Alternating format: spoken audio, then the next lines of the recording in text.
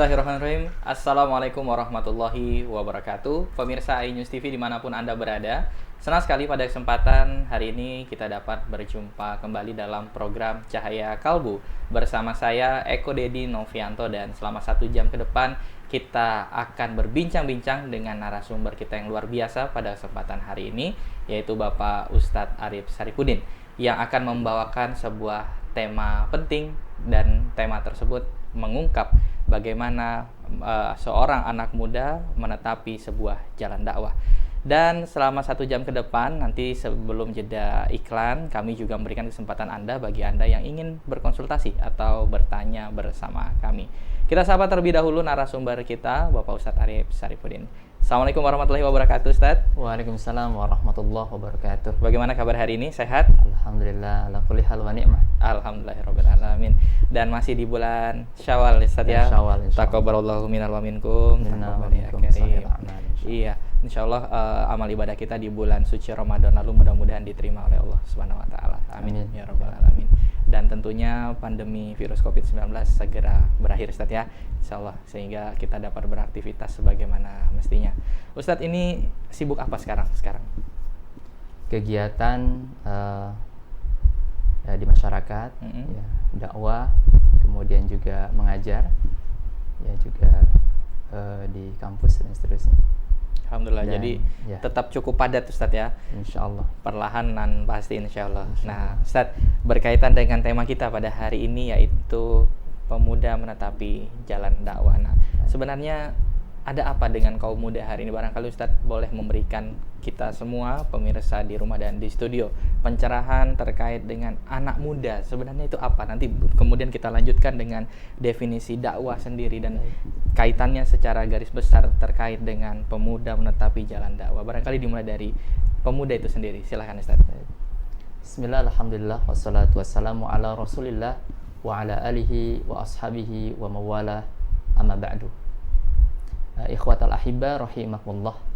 Jadi pemuda itu mempunyai potensi yang sangat besar, dan itu pun banyak tergambar di dalam literasi Islam, dan juga kalau merujuk kepada Al-Quran surah Al-Kahfi tentunya, bahwa bagaimana seorang pemuda mempertahankan ya jati dirinya menjadi manusia-manusia yang tidak tergerus oleh zaman kejahiliahan, yang tidak tergerus dengan kesyirikan, yang tidak tergerus dengan hedonisme.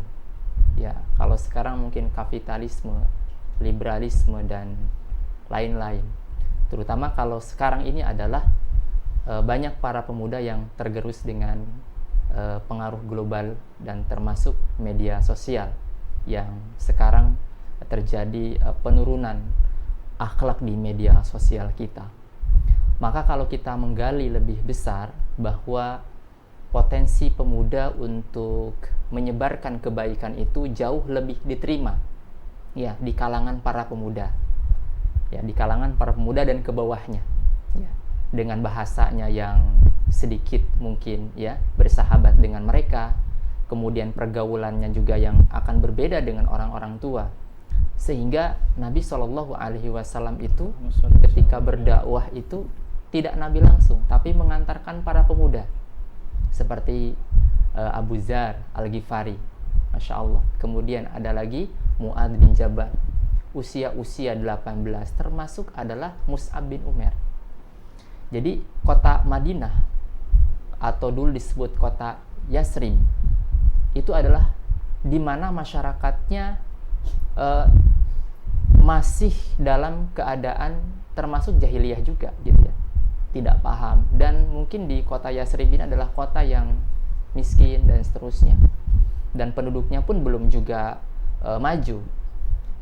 Tapi di sana mereka istijabah ani dakwah, mereka siap menerima dakwah, siap menerima kebaikan. Maka Nabi tidak langsung ke Madinah, tapi diutuslah seorang pemuda. Siapakah dia? Dia adalah Mus'ab bin Umair. Kalau kita melihat biografi Mus'ab bin Umair itu bukan dari kalangan orang miskin, tapi dia adalah bangsawan, dari tokoh juga, kemudian tersadarkan bahwa kebenaran itu tidak bisa ditutupi, kebaikan itu harus disebarkan. Sedangkan Mus'ab bin Umair ketika di kota Mekah itu menghadapi banyak yang tidak sesuai dengan fitrah manusia.